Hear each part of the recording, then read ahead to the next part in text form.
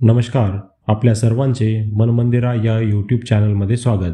श्री शिवलीलामृत कथासार अध्याय 5. या अध्यायाचे वाचन केल्याने किंवा या अध्यायाचे श्रवण केल्याने तुमचे गेलेले गतवैभव परत मिळेल आणि हरवलेली व्यक्तीसुद्धा पुन्हा भेटेल. श्री गणेशाय नमः. जो भक्त नेहमी सदाशिव ही 4 अक्षरे उच्चारतो, भगवान शंकराची पूजा करतो, तो अनेक जीवांचा उद्धार करतो. शास्त्राचे चांगले ज्ञान असलेले लोक अनेक प्रकारची प्रायश्चित्ते सांगतात, पण जो मनुष्य मुखाने शिवनाम घेतो तो शुद्धच होतो. त्याला अन्य साधनाची गरज पडत नाही. शिवनामाचा महिमा असा परम अद्भुत आहे. त्याचबरोबर जो भक्त प्रदोष व्रत करतो त्याला सर्व प्रकारच्या सिद्धी प्राप्त होतात. हे त्रिवार सत्य आहे. म्हणून ज्यांना समाधान, प्रगती, धैर्य, दीर्घायुष्य, संतती, संपत्ती व दिव्य ज्ञान प्राप्त व्हावे असे वाटते, त्यांनी यथासांग प्रदोष व्रत करावे. या व्रताचे मनपूर्वक आचरण केल्यास त्याची याच जन्मात प्रचिती येते. 6 महिन्यातच त्याचे दारिद्र्य आणि मोठी व्यथा यांचे निःशेष निरसन होते. हे व्रत वर्षभर केल्यास ज्ञानप्राप्ती होते आणि 12 वर्ष केल्यास महाभाग्य लाभते, असे व्यासांचे वचन आहे. जो हे असत्य मानेल तो नाना प्रकारच्या बंधनांनी जन्ममरणाच्या दृष्टचक्रात सापडेल. त्याला कल्पांतीही मुक्ती मिळणार नाही. त्याचे गुरु खोटे, ज्ञान खोटे व भक्तीही दांभिक. ज्याचा मनोभाव शिवचरणी विनम्र आहे त्याच्यासारखा पवित्र दुसरा कोणीही नाही. प्रदोष व्रत केल्याने अकाली मृत्यू, भयंकर गडांतरे अशा गोष्टी टळतात. या व्रताविषयीची एक प्राचीन कथा सुतांनी शौनकादिकांना सांगितली. ती अशी आहे. सत्यरथांची कथा. सत्यरथ हे विदर्भ देशाचे भूपती. ते अत्यंत तेजस्वी, पराक्रमी, सर्व धर्माचा सन्मान करणारे व लोकप्रिय होते. त्यांनी अनेक वर्ष राज्य केले, पण शिवभक्ती केली नाही. त्यांचे वाढते यश व ऐश्वर्य अनेक राजांना सहन होत नव्हते. म्हणून शाल्य देशाच्या राजाने पृथ्वीवरील अन्य राजांशी हातमिळवणी करून विदर्भावर एकदम आक्रमण केले. सत्यरथांनीही त्यांच्याशी निकराचा लढा दिला. 7 दिवस चाललेल्या त्या तुंबळ युद्धात सत्यरथांचे त्यांना परास्त करण्याचे सर्व प्रयत्न थिटे पडले. त्यांना रणांगणात वीरमरण आले. विजयाच्या उन्मादात शत्रूंनी राजधानीत प्रवेश करून भयंकर अत्याचार व लुटालूट केली. ही वार्ता सत्यरथांच्या पत्नींना इंदुमतींना कळताच त्यांच्यावर दुःखाचा डोंगरच कोसळला. त्यावेळी त्या गरोदर होत्या. 9 मास पूर्ण झाले होते.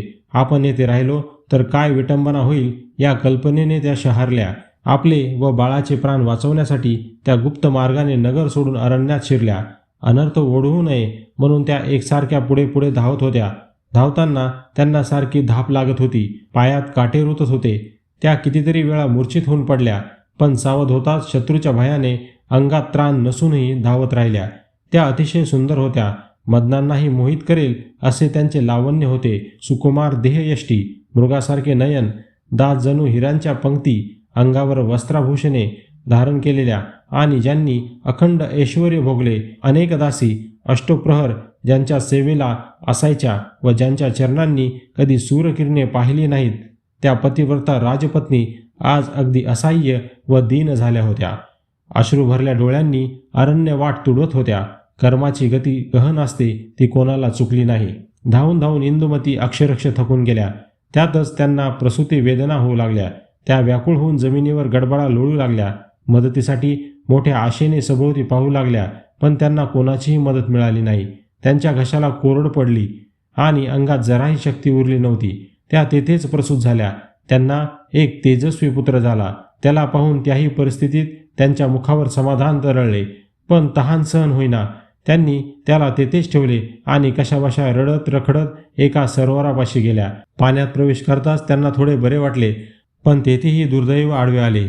त्यांनी उंजळीत पाणी घेताच एका मगरीने त्यांच्यावर झडप घातली आणि पाण्यात ओढत नेऊन त्यांना खाऊन टाकले. एका राजपत्नींना असा भीषण मृत्यू आला. धर्मगुप्ताची कथा. इकडे सत्यरथ, इंदुमतीचा तो पुत्र, अरण्यात एकटाच आक्रंदत होता. काय नियती असते पहा. ज्याचे मोठे कोड कौतुक व्हायला हवे, ज्याच्या जन्मानिमित्त नगरात जल्लोष व्हायला हवा, तो राजपुत्र अर्भक अवस्थेतच अनाथ झाला होता. पाल्यापाचोळ्यात पडून सारखे रडू लागला. त्या आवाजाने एखादे हिंस्त्र श्वापद त्याच्यापाशी फिरकले नाही, हेच मोठे भाग्य. काही वेळाने उमा नावाच्या एका विधवा ब्राह्मणी आपल्या एका वर्षाच्या मुलाला कडेवर घेऊन तिथून जाऊ लागल्या. तेवढ्यात त्यांना बालकाचे रडणे ऐकू आले. त्याचे आश्चर्य वाटून त्या आवाजाच्या रोखाने पुढे गेल्या. तेव्हा एके ठिकाणी, ज्याची नाळही कापलेली नाही असा देखणा गोरागोमटा नवजात मुलगा रडत असलेला पाहून त्यांचे काळीज गलबलले. त्या विचार करू लागल्या, अरे रे, या बाळाला इथे कोणी टाकले? याचे जन्मजाते इतके निष्ठुर कसे झाले? आता याला कोण सांभाळणार? याच्या बाबतीत चौकशी करावी तर आसपास कोणीही दिसत नाही. काय करावे? हा कोण, कोणाचा, याची जात कोणती, काही कळत नाही. तसेच वाघ लांडगे खातील म्हणून याला येथेच टाकून जायला जीवसुद्धा धजावत नाही आणि याची अवस्थाही बघवत नाही. आपण याला न्यायचे व याचे पालनपोषण करायचे. देव मोठा आहे, तो आपल्याला सांभाळेल. पण मी याला इथेच टाकून गेले तर तो आपल्याला कधीच क्षमा करणार नाही. त्यांनी आपल्या मुलाकडे पाहिले, मग त्या तान्ह्या बाळाकडे पाहिले. त्यावेळी मातृसुलभ वात्सल्याने त्यांचे हृदय भरून आले. डोळ्यात पाणी तरळले. त्यांनी त्या बाळाला उचलले आणि त्याला प्रेमाने स्तनपान करू लागल्या. पुन्हा एकदा त्यांच्या मनात संभ्रम निर्माण झाला. काय करावे? या बाळाला न्यावे की नेऊ नये? याची आई वाट चुकली असेल व ती परतून आली तर बाळ नाही असे पाहून तिला किती दुःख होईल. त्या संभ्रमामुळे त्यांचा निश्चय होईना. तेव्हा भगवान शंकर साधूचे रूप घेऊन त्यांच्यापाशी आले व म्हणाले, हे ब्राह्मणी, या बाळाला तुम्ही घेऊन जा. याचे नीट संगोपन करा. हा क्षत्रिय राजपुत्र मोठ्या भाग्याने तुम्हाला सापडला आहे. पण या गोष्टीची कुठेही वाच्यता करू नका. तुमच्या मुलासारखाच याचाही प्रतिपाळ करा. गरिबाला आकस्मिक गुप्तधन सापडावे तशीच ही घटना आहे. तुमची पूर्वपुण्याई थोर म्हणूनच हा मूल्यवान ठेवा तुम्हाला लाभला आहे. त्यानंतर भगवान शंकर अंतर्धान पावले. त्या मार्गदर्शनाने उमा ब्राह्मणीच्या मनातील शंकेचे पूर्ण समाधान झाले होते. दोन्ही मुलांना बरोबर घेऊन त्या पुढील मार्गक्रमण करू लागल्या. सुचिव्रत हे त्यांच्या मुलाचे नाव. त्यांनी राजपुत्राचे नाव धर्मगुप्त ठेवले. या दोन्ही मुलांना कडेवर व खांद्यावर घेऊन त्या घरोघरी भिक्षा मागत असत आणि कोणी विचारणा केल्यास हे दोघे माझेच पुत्र आहेत असे सांगत असत. अशा प्रकारे हिंडता हिंडता काही काळाने त्या एक चक्रा नगरीत गेल्या. तेथे भिक्षा मागत फिरत असताना त्यांनी एक शिवालय पाहिले. तेथे अनेक ब्राह्मण जमले होते. गाभाऱ्यात ऋषीश्रेष्ठ शांडिल्य भगवान शंकराची विधियुक्त पूजा करत होते. उमा दोन्ही मुलांना घेऊन त्या मंदिरात प्रवेशल्या आणि एका जागी बसून शिवजींची पूजा पाहू लागल्या. तेव्हा त्यांना व त्यांच्या मुलांना पाहून शांडिल्य म्हणाले, कर्मगती कशी गहन असते पहा. हा एक राजपुत्र आहे, पण आज हीन दिन होऊन नशिबात लिहिलेले भोग भोगत आहे. या गरीब ब्राह्मणीच्या सहवासात हाल अपिष्टा सोसत वाढतो आहे. हे ऐकताच त्यांनी शांडिल्याचे पाय धरले व त्यांना विनंती केली. म्हणाल्या, महाराज, आपण त्रिकाल ज्ञानी आहात, समर्थ आणि भूत भविष्य जाणणारे आहात, म्हणून माझ्यावर कृपा करून या माझ्या धाकट्या मुलाबद्दल काही सांगा. हा कोण आहे? याचे माता पिता कोण आहेत? ते जिवंत आहेत की नाही? सर्व काही सांगा. तेव्हा त्यांची जिज्ञासा जाणून शांडिल्य म्हणाले, हे ब्राह्मणी, हा तुमचा धाकटा मुलगा विदर्भ देशाचे भूपती सत्यरथ यांचा पुत्र आहे. सत्यरथ पूर्वजन्मीही राजाच होते. ते प्रदोष समयी प्रेमपूर्वक शिवपूजन करत असत. एकदा शत्रूने आक्रमण करून त्यांच्या नगराला चोही करून वेढले. तेव्हा ते शिवपूजेत मग्न होते. शत्रूचा गलबला ऐकून ते पूजा अर्धवट टाकून उठले आणि शस्त्रसज्ज होऊन रणांगणाकडे धावले. तेवढ्यात त्यांचे प्रधानजी येताना दिसले. त्यांनी शत्रू राजाचा पराभव करून त्याला धरून आणले होते. सत्यरथांनी त्याचा शिरच्छेद करण्याची आज्ञा दिली. या विजयाच्या उन्मादात आपले शिवपूजन अर्धवट राहिले आहे याचेही त्यांना भान राहिले नाही. त्यांनी तसेच भोजन केले. या दोषामुळे या जन्मात ते अल्पायुषी होऊन शत्रूकडून मारले गेले. म्हणून शिवपूजन अर्धवट सोडू नये. याच्या मातोश्रींनी इंदुमतींनी पूर्वजन्मी आपल्या सवतीचा वध केला होता. या सवतीने या जन्मी मगरीच्या रूपाने त्यांचा जीव घेतला. अर्थात स्वतःच्या स्वार्थासाठी दुष्ट बुद्धीने जे जे कर्म करावे ते सर्व कालांतराने दुःख रूपाने भोगावेच लागते. या धर्मगुप्ताबद्दल काय सांगावे? याने गेल्या जन्मी कोणतेही शिवव्रत केले नाही, म्हणून या जन्मी राजपुत्र असूनही हा लहानपणीच अनाथ पोरका झाला. अरण्यात एकाकी पडला व याला मात्यापित्याचे सौख्य लाभले नाही. भगवान शंकर म्हणजे देवादिदेव, अत्यंत कृपाळू विश्वनाथ, त्यांची मनपूर्वक सेवाभक्ती करणाऱ्याला कसलीही कमतरता पडत नाही. म्हणून प्रदोषकाळी एक चित्ताने शिवपूजन करावे. ते पूजन अर्धवट टाकून केव्हाही उठू नये. प्रदोषकाळी भवानींना प्रतिष्ठित करून कैलासनाथ त्यांच्यापुढे नृत्य करतात. त्यावेळी सरस्वती वीणा वाजवतात, देवराज इंद्र वेणू वाजवतात, ब्रह्मदेव ताल धरतात, लक्ष्मीदेवी सुस्वर गायन करतात, तर भगवान विष्णू मृदंग वाजवून शिवजींच्या नृत्यगतीला साथ देतात. कुबेर हे शिवजींचे प्राणप्रिय मित्र. ते हात जोडून समोर उभे राहतात. यक्ष, गंधर्व, किन्नर, सूर आणि असुरही विनम्रतेने सन्मुख उभे राहतात. प्रदोष काळाचा महिमा असा अगम्य आणि अनाकलनीय आहे, तो वेदशास्त्रांनाही कळत नाही. शांडिल्याचे बोलणे पूर्ण होताच उमाने विचारले, ऋषीवर्य, हा माझा मोठा मुलगा शुचिव्रत, याला या जन्मी दारिद्र्य का आले आहे? ते म्हणाले, ब्राह्मणी, या तुमच्या मुलाने पूर्वजन्मी लोकांकडून दुष्टपणाने दाने उकळली आहेत. याने स्वतः कधीही दानधर्म केला नाही, शिवपूजन केले नाही, म्हणून या जन्मी दारिद्र्य भोगत आहे. दूषित परान्न सेवनाने वाणीमध्ये, दूषित दानाने हातामध्ये व परस्त्रीची अभिलाषा धरल्याने डोळ्यामध्ये दोष निर्माण होतात. तेव्हा उमांनी आपल्या मुलाला व राजपुत्राला शांडिल्याच्या चरणावर घातले व म्हणाले, महाराज, यांच्यावर कृपा करा. ती विनंती मान्य करून त्यांनी त्या दोघांना नमः शिवाय या मंत्राचा उपदेश केला व पक्षप्रदोष, शनिप्रदोष यांचे महात्म्य समजावून सांगितले. ते म्हणाले, पक्षप्रदोष व्रत करणाऱ्याने त्रयोदशीस निराहार राहावे, सत्कार्य करावे. सूर्यास्तानंतर 3 घटका झाल्यावर भक्तिभावाने प्रदोष पूजेला प्रारंभ करावा. गोमयाने भूमी सारून तेथे मंडप उभारावा. त्याला केळीचे खांब, ऊस, पताका, रांगोळ्या व झालरी यांनी सुशोभित करावे. स्वतः शुभ्र वस्त्र नेसावे, भाळी पांढरे गंध लावावे, सुगंधी पुष्पे धारण करावीत. मग शिवलिंगाची स्थापना करून त्याची विधियुक्त पूजा करावी. प्रथम आचमन व प्राणायामादी प्रारंभिक विधी करावेत. मातृकासह अंतर्न्यास व ब्राह्मण्यास करावेत. डावीकडे विष्णूची आणि उजवीकडे अग्निदेवाची पूजा करावी. वीरभद्र, गणपती, अष्टमहासिद्धी, अष्टभैरव, अष्टदिक्पाल व सप्तावरण पूजा करावी. आधी शिवजींचे ध्यान करावे. मग यथाक्रम सर्व राजोपचार अर्पण करून त्यांची मनोभावे पूजा करावी. त्यांचे स्तवन करावे. म्हणावे, हे गौरीनाथा, हे उमारमणा, तुमचा जय जयकार असो. तुम्ही अत्यंत निर्मळ आहात, सोज्वळ आहात, कोटी चंद्राप्रमाणे शीतल आहात, सतचित्त आनंद स्वरूप आणि सर्वार्थाने परिपूर्ण व सनातन ब्रह्म आहात. मी तुम्हाला नमस्कार करतो. तुम्ही माझ्यावर कृपादृष्टी ठेवा. शांडिल्य ऋषींनी त्या दोघांना प्रदोष व्रत करायला सांगितले व त्या ब्राह्मणींना ते व्रत त्यांच्याकडून नीट करून घेण्याची सूचना केली. ऋषींचा उपदेश व आशीर्वाद मिळाल्यानंतर उमा दोन्ही मुलासह 1 चक्रा नगरीतच राहिल्या. शुचिव्रत व धर्मगुप्त यांनी तेथे 4 महिने प्रदोष व्रत केले. शांडिल्यांनी त्यांना काही गोष्टी आधीच स्पष्ट सांगितल्या होत्या. आपली शिवपूजा आपणच यथाविधी करावी, ती दुसऱ्याला करायला सांगू नये.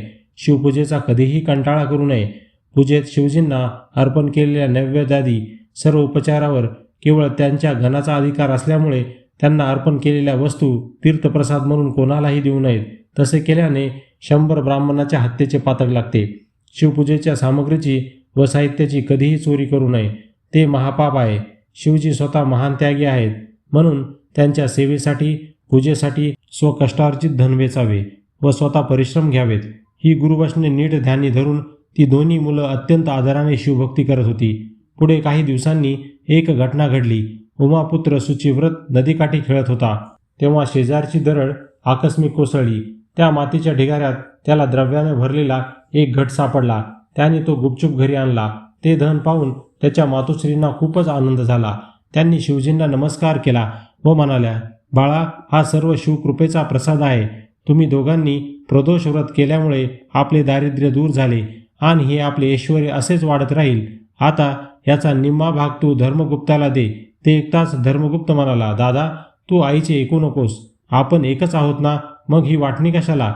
तसे पाहता या भूमीतील सर्व धनसंपत्ती आम्हा राजाचीच असते. आता मी सांगतो तसे कर. हे सर्व द्रव्य तुझ्याकडेच ठेव. ते निस्पृह बोलणे ऐकून उमाचे हृदय भरून आले. त्यांनी त्याला प्रेमाने जवळ घेतले. आता पोटा पाण्याची चिंता नव्हती. दिवस आनंदात जात होते. ते दोन्ही कुमार नित्यनेमाने शिवध्यान व शिवपूजन करत असत. अशी काही वर्ष लोटली. शुचिव्रताने व धर्मगुप्ताने तारुण्यात प्रवेश केला. एके दिवशी ते दोघे अरण्यातून हिंडत असताना त्यांना काही गंधर्व कन्या दिसल्या. त्या खूप सुंदर होत्या व खेळण्यात रममाण झाल्या होत्या. त्यांचे लावण्य पाहून त्या दोघांचे भानच हरपले. तेव्हा शुचिव्रत धर्मगुप्ताला म्हणाला, अरे, परस्त्रियाकडे असे लपून छपून पाहू नये, त्यांची अभिलाषा धरू नये. त्या दृष्टीने आपले चित्त व स्पर्शाने आपली शक्ती हरण करतात. त्यांच्या सहवासाने काय अनर्थ होतो हे मी तुला सांगायलाच हवे का? चल, इथून जाऊया. पण राजपुत्राचे त्या बोलण्याकडे लक्षच नव्हते. शुचिव्रता, तू इथेच थांब, मी त्यांना भेटून येतो, असे म्हणून तो मदनासारखा देखणा राजपुत्र त्या गंधर्व कन्याजवळ गेला. त्यांच्यामध्ये जी मुख्य होती तिचे नाव अंशुमती. कोद्रिविन नावाच्या गंधर्व राजाची ती कन्या लावण्याची पुतळीच होती. ती उपवर झाली होती म्हणून तिच्या पिताजींनी शिवजींना विचारले, देवा, माझी कन्या कोणाला देऊ? ती म्हणाली, गंधर्वराज, पृथ्वीवर माझा एक परमभक्त आहे, त्याचे नाव धर्मगुप्त. राजा सत्यरथाच्या या पुत्राला तू आपली कन्या दे. शिवजीचे हे वचन आज खरे होऊन पाहत होते, म्हणूनच अंशुमती योगायोगाने धर्मगुप्ताच्या दृष्टीस पडली होती. त्याला येताना पाहून अंशुमती स्वतःशीच विचार करू लागली, हा मदनासारखा दिसणारा राजपुत्र आहे तरी कोण? याची अंगकांती किती तेजस्वी आहे. चंद्राने क्षीरसागरात स्नान करून आपला कलंक धुवून टाकावा तशी. याचे धनुष्यबाण घेतलेले अजानभाऊ पटकन नजरेत भरतील असेच आहेत. आणि चाल किती धीरगंभीर व डौलदार आहे. वृक्षस्थळही विशाल आहे. खरंच असे 32 शुभलक्षणांनी युक्त असलेले व्यक्तिमत्व फार क्वचितच पाहायला मिळते. याला पाहून माझ्या मनात या आनंदाच्या उर्मी कुठून उचंबळत आहेत. हृदयाची धडधड अशी अचानक कशी बरे वाढली. हा अत्यंत गुणी राजपुत्र माझ्याशी वार्तालाप करायला येत आहे. याच्याशी सुसंवाद करायचा तर एकांतच हवा. त्यात या सख्यांची लुडबुड कशाला? मग तिने एक युक्ती केली. आपल्या मैत्रिणींना सुगंधी पुष्पे आणण्यासाठी दुसऱ्या वनात पाठवले. त्याही चतुर होत्या. काय समजायचे ते समजल्या आणि ठीक आहे, आमचा व्यत्यय कशाला असे म्हणून हसत खिदळत दूर निघून गेल्या. आता अंशुमती एकटीच होती. तिने धर्मगुप्ताला धिटाईने जवळ बोलावले. झाडाची पाने पसरून त्यांच्यासाठी आसन तयार केले. त्यावर कोवळ्या डहाळ्या पसरून ते मऊ केले. तो त्यावर बसला. ती त्याचे देखणे रूप डोळ्यांनी मनात साठवत होती. त्याचे आरक्त ओठ, मुखावरचे मोहक हास्य, विशाल भालप्रदेश व अंतकरणाचा ठाव घेणारे कमळासारखे डोळे, या सर्व गोष्टींनी तिच्या मनाला विलक्षण भुरळ घातली होती. ती त्याच्याकडे लाजून पाहत होती. तोही त्याच्यावर मुग्ध झाला होता.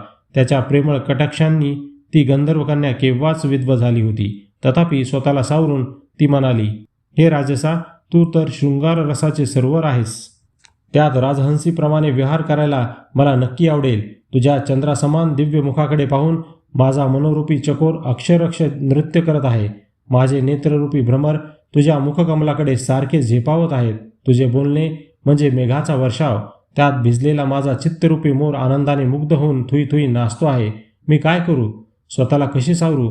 माझे प्रेम कसे व्यक्त करू? तुझ्या भेटीने झालेला आनंद कसा व्यक्त करू? मी तुला मनाने वरले आहे. बोलता बोलता तिने स्वतःच्या गळ्यातील मोत्याची माळ काढून त्याच्या गळ्यात घातली आणि आता मी काया वाचा मनाने तुझीच पत्नी झाली आहे असे म्हणून त्याच्या चरणावर मस्तक ठेवले. धर्मगुप्त म्हणाला, हे गंधर्व कन्ये, तुझ्या मनाचे मोठेपण पाहून मी खरोखरच धन्य झालो आहे. तू मला वरलेस सही, हेही ठीक आहे, पण मला आई नाही, वडील नाहीत. मी राजभ्रष्ट पित्याचा मुलगा असून एक गरीब ब्राह्मणीने मला वाढवले आहे आणि तू लाडाकोडात वाढलेली आहेस. सर्व प्रकारचे ऐश्वर्य भोगणारी आहेस. अशा परिस्थितीत तुझे वडील मला जावई म्हणून स्वीकारतील का? म्हणून माझा विचार सोडून दे. अंशुमती म्हणाली, त्याची चिंता करू नको. मी माझ्या पिताजींची संमती घेऊन 3 दिवसांनी येथे परत येईल. तेव्हा आपण विवाह करू. माझे वडील या प्रस्तावाला आनंदाने होकार देतील याची मला खात्री आहे. त्यालाही ते पटले. 3 दिवसांनी पुन्हा तेथेच भेटायचे असे ठरून त्याने तिचा निरोप घेतला. अंशुमती आपल्या सख्यासह गंधर्वलोकी गेली. तिने पिताजीची भेट घेऊन त्यांना आपले मनोगत सांगितले. तेव्हा शिववचनाप्रमाणे सर्व योग जुळून येत आहे हे पाहून कोद्रवीन गंधर्वांना आनंद झाला. त्यांनी तात्काळ होकार दिला. त्यांची आज्ञा मिळाल्याने तिचे अंतःकरण सुखावले. ती आपल्या सुखी वैवाहिक जीवनाची स्वप्ने रंगवू लागली. धर्मगुप्ताने शुचिव्रताला सर्व हकीकत सांगितली. ती ऐकून त्यालाही खूप आनंद झाला. त्या दोघांना श्रीगुरु शांडिल्याचे वचन आठवले आणि हा सर्व त्यांच्याच कृपेचा प्रसाद आहे हे लक्षात आले. जे गुरुचरणी आसक्त असतात, त्यांच्या उपदेशानुसार वागतात व त्यांची मनपूर्वक सेवा उपासना करतात, त्यांना सर्व प्रकारचे सौख्य व ऐश्वर्य प्राप्त होते. गुरुदेव त्यांचे सर्वत्र रक्षण करतात. घरी गेल्यावर त्यांनी आपल्या मातोश्रींना वनातील सर्व वृत्तांत सांगितला. तेव्हा त्या म्हणाल्या, शिवभजनाने मनुष्याचा खरोखरच उद्धार होतो. त्याचे इहपर कल्याण होते. तुम्ही भक्तिभावाने प्रदोष व्रत केलेत हे त्याचेच पुण्यफल आहे. 3 दिवसांनी ते दोघे बंधू पुन्हा त्या वनात गेले. तेथे गंधर्वराज कोद्रवीन लग्नाच्या सर्व तयारीनिशी सहपरिवार आले होते. आपल्या जावयाला पाहून त्यांना खूपच आनंद झाला. त्यांनी त्याचे उत्तम आदरातिथ्य केले. छत्र, सेना व पालखी पाठवून उमांना मोठ्या सन्मानाने तिथे बोलावून आणले. 4 दिवस चाललेल्या त्या विवाह सोहळ्यात सर्व विधी यथासांग पार पडले. गंधर्व राजांनी उमा ब्राह्मणींना स्वर्गातील नानाविध मूल्यवान भेटवस्तू दिल्या. जावयाला 1 लक्ष रथ, 1,00,000 घोडे, 10,000 हत्ती, 1,00,000 दासदासी, अक्षय धनकोश, दिव्य रत्नांची राशी, दिव्य धनुष्य, अक्षय भाते, अपार सेना, महापराक्रमी गंधर्व सेनापती आणि भरपूर वैभव दिले. अंशुमती दिव्य रथात बसून पतीसह सासरी आली. गंधर्वराज आपल्या लोकी परत गेले. पुढे काही दिवसांनी धर्मगुप्ताने चतुरंग सेनेसह विदर्भावर स्वारी करून राजधानीला वेढा घातला. नगर दुर्गावर तोफांचा भडीमार होऊ लागला. पण गंधर्वाचे बळ अफाट होते. त्यांनी शत्रूचा बिमोड करून त्यांच्या ताब्यात गेलेले ते राज्य परत जिंकून घेतले. दुर्मर्शनाने सत्यरथाचा वध केला होता. धर्मगुप्ताने त्याला जिवंत पकडून आपल्या ताब्यात घेतले. या विजयाने त्याची सर्वत्र कीर्ती झाली. देशोदेशीचे राजे त्याला करभार देऊ लागले. पुढे एका उत्तम मुहूर्तावर तो सिंहासनारूढ झाला. त्याने आपली पत्नी, माता व बंधू यांच्यासह पुष्कळ वर्ष उत्तम राजकारभार केला. शुचिव्रताला युवराजपद दिले. शांडिल्य गुरूचा थोर सन्मान करून त्यांना दक्षिणा म्हणून अपार धनदौलत, दिव्य रत्ने, आभूषणे व वस्त्रे दिली. शिवकृपेने त्याच्या राज्यात दुष्काळ, दुर्भिक्ष अशी कोणतीही परिस्थिती कधीच उद्भवली नाही. आधी, व्याधी, दुःख, शोक, कलह, विघ्ने या सर्व गोष्टी तेथून समूळ नाहीशा झाल्या. सर्वत्र सुख, शांती, समृद्धी नांदू लागली. त्याने लोकांच्या हिताच्या अनेक गोष्टी केल्या. त्यामुळे त्याचे प्रजाजन, ब्राह्मण व नातलग त्याला नेहमीच आशीर्वाद देत असत. त्याच्या कारकिर्दीत घरोघरी आनंदी आनंद होता. अशा प्रकारे त्याने सर्वांना सुखी केले. कालांतराने त्याने आपल्या पुत्राला सुदत्ताला राज्याभिषेक केला व राज्यव्यवहाराची सर्व सूत्रे त्याच्या हाती सोपवून तपश्चर्येसाठी वनात निघून गेला. तेथे शिवजींचे अहोरात्र ध्यान करू लागला. त्याच्या आराधनेने प्रसन्न झालेल्या कैलासनाथांनी दिव्य विमान पाठवून त्याला, त्याच्या पत्नीला व मातेला व बंधूला शिवलोकी नेले. त्यांनी भगवान शंकराचे दर्शन घेऊन त्यांना साष्टांग वंदन केले. त्यांचे मनोभावे स्तवन केले. तेव्हा त्या पतित पावन शंभू महादेवांनी त्या सर्वांवर कृपा करून त्यांची अक्षयपदी स्थापना केली. सूत म्हणाले, श्रोते हो, जे धर्मगुप्ताचे आख्यान श्रवण करतील, सद्भावनेने पठन करतील, लिहितील, याचे रक्षण करतील आणि याला अनुमोदन देतील, त्यांची सर्व पातके नष्ट होतील. त्यांना सर्वत्र विजय व यश मिळेल. त्यांचे कर्ज फिटेल. त्यांच्या घरात धनधान्याची वृद्धी होईल. सर्व प्रकारची संपन्नता येईल आणि भगवान शंकर स्वतः त्यांचे रक्षण करतील. प्रदोष महिमा अत्यंत अद्भुत आहे. या ग्रंथातील प्रदोष व्रताचे महात्म्य ऐकून जे या व्रताचे यथाविधी आचरण करतील त्यांना दुःख, दारिद्र्य, अपमृत्यूचे भय राहणार नाही. शिवकृपेने त्यांचे कल्याण होईल. हे त्रिवार सत्य आहे.